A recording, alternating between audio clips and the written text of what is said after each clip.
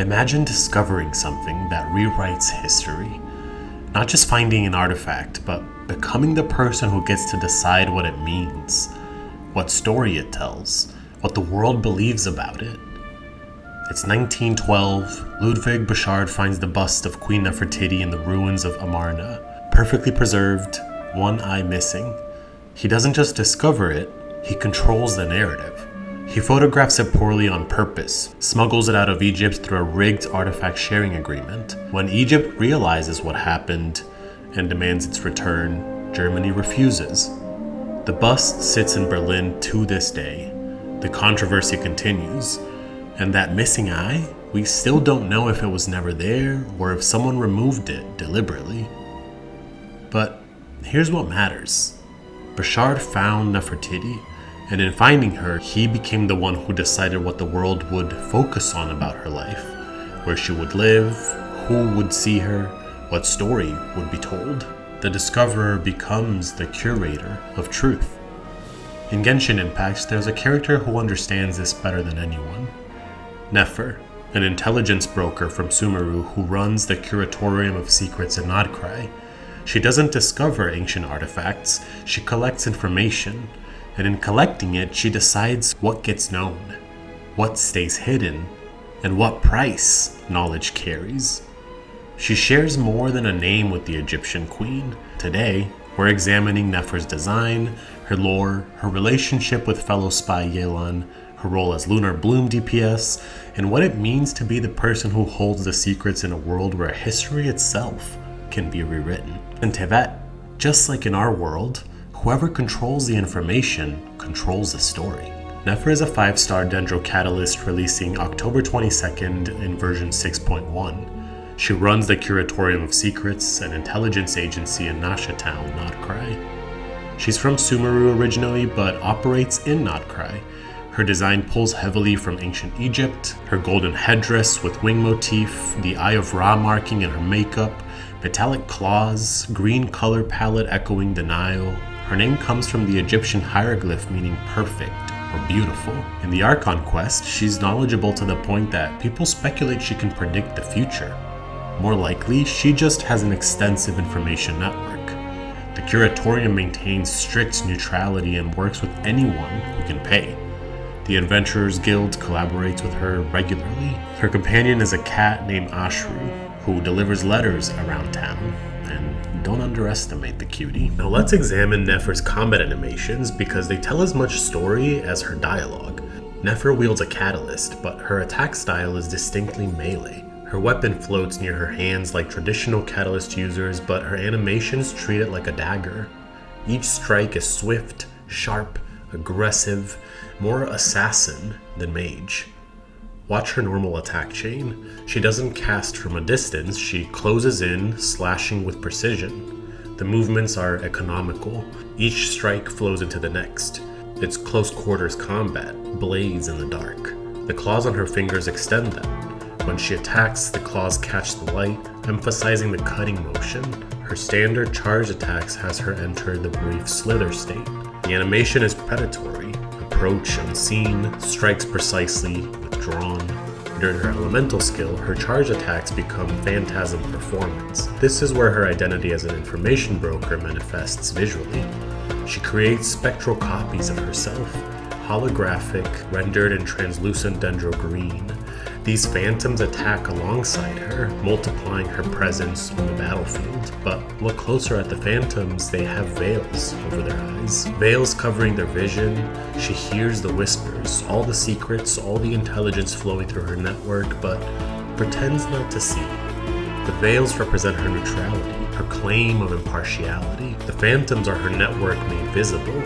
Multiple sources, multiple perspectives, all operating under her coordination. Which one is really her? Where does she actually stand? The veils obscure the truth. A burst is the payoff for all that careful intelligence gathering, representing all the collected information deployed at once. This mirrors how intelligence operations work. You collect quietly, patiently, from multiple sources, building those buffs, then when the moment is right, you release everything at once. Nefer also has several idle animations that are worth noting. She holds up one hand, studying her claws, turning her wrist to catch different angles of light. It's both vain and practical, maintaining her tools, admiring her weapons. The gesture is casual, confident. She knows these claws are useful. Ashru appeared during one of her idols, and I do wish they enabled a mode where he actually walked alongside you. Ashru rubs against her hand, she pets them briefly, a small smile visible. This matters because it shows Nefer's duality, genuine connection, but only on her terms, only with those she chooses. The overall impression from her character animations, Nefer is someone who gets close without you noticing, strikes before you realize the danger, and operates through proxies and misdirection. She maintains perfect control over her image. She's methodical, precise, and only reveals genuine emotion when she chooses to. Her combat style is her personality, and both are designed to keep you guessing which version of her is real. Queen Nefertiti ruled Egypt with Pharaoh Akhenaten from 1353 to 1336 BCE. They enacted a radical religious reform, shifting Egypt from polytheism, which is the worship of many gods, to a single god, Aten, the sun disk. What made Nefertiti unique is that she appears in temple carvings as frequently as the pharaoh himself, unprecedented for an Egyptian queen. She's shown smiting enemies, driving chariots, leading ceremonies. Some historians think she ruled as co-regent or even became pharaoh under a different name after Akhenaten's death. But that's all speculation because she disappeared from historical records around year 12 of his 17-year reign. Her tomb hasn't been found. Her mummy remains unidentified. The parallels may be very much intentional. Both wield influence without claiming direct power. Both maintain networks and knowledge rather than armies. Both are defined by what we don't know about them. The Eye of Ra marking on Nefer's face represents the feminine counterpart to the sun god in Egyptian mythology, often depicted as a protector who sees all secrets. Alright, buckle up because here's where it gets complicated.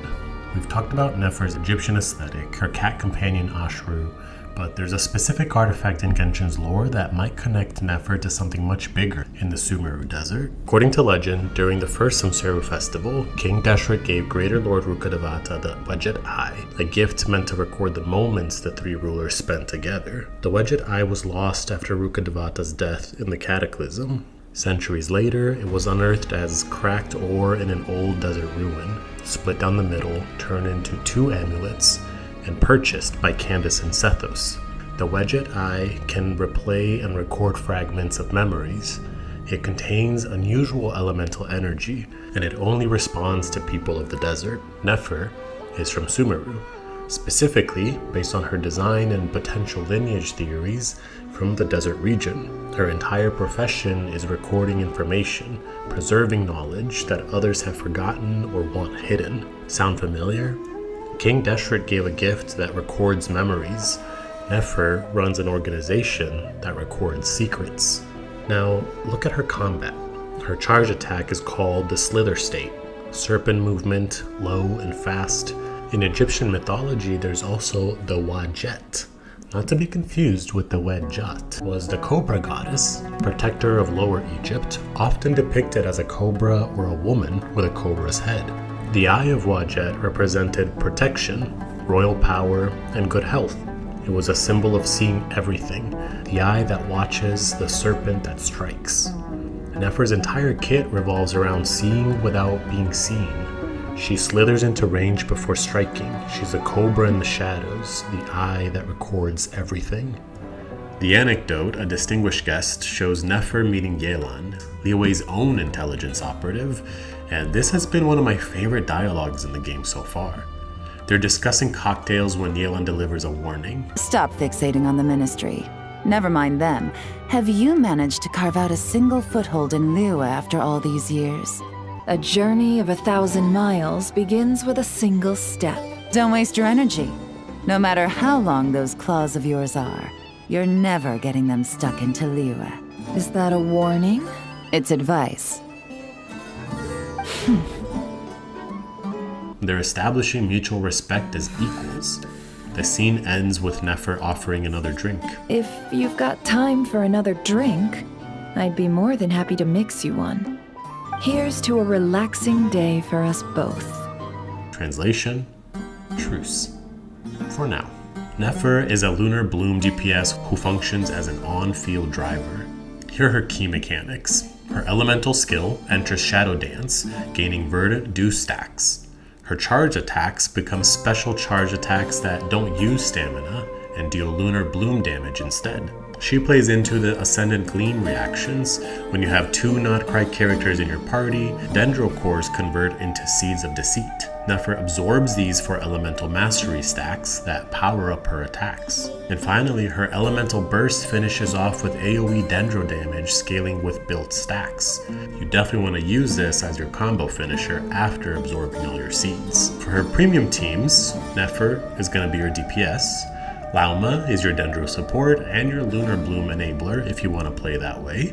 Otherwise, you can play her with other teams that are outside of Nod-Krai, like with Kuki Shinobu, and just do regular electro-charged Dendro reactions where you shoot off the seeds flying into your enemy. Yelan and Aino are the hydro applicators, which will consistently generate more seeds for you. And Nahida or Furina are your buffers, depending on which focus you want to have for your team. Her best artifact set is the 4-piece Night of the Skies Unveiling, and the main stats you want to go for are going to be double elemental mastery and crit rate or crit damage. Why? Because Lunar-Bloom scales with elemental mastery, but it can also crit, so you need a balance of both. Nefer fits a character archetype that spans multiple franchises and has fascinated people for generations. The information broker with a feline aesthetic. Catwoman came about around the 1940s, thief and anti-heroine who operates in a moral gray area with a complicated relationship to the hero. Inspired by Egyptian mythology and their obsessions with cats, this might have been the original template. But the dialogue and the tension with Yelan made me think of Littlefinger from Game of Thrones. Rose from nothing through information control, creating chaos as leverage. We also have Pardo from Genshin Impact 3rd. Street thief turned merchant with cat features who ultimately has to make a major sacrifice for the greater good. And Cipher from Honkai Star Rail, fleet-footed thief leading 300 rogues evolved into a leader role. Nefer combines elements: Egyptian aesthetic, intelligence network, cat companion, serpent mythology, and trickster energy. She's not stealing objects, she's collecting secrets. I predict a quest where we discover Nefer's complex backstory. Maybe she lost someone to forbidden knowledge. Maybe she was betrayed by someone she trusted with information. Something that explains why she hoards secrets like a dragon hoards gold. Fatui are expanding into Nod-Krai. Nefer is documenting their movements. Eventually, this collision course might end with Nefer facing off against the Harbingers. Not in combat, but in a battle of wits. Imagine a quest where Nefer and a Harbinger, maybe Pantalone, who is the banker who also deals in information, maybe they'll play a verbal chess game, each trying to outmaneuver each other. No swords, no visions, just 2 apex predators using words as weapons.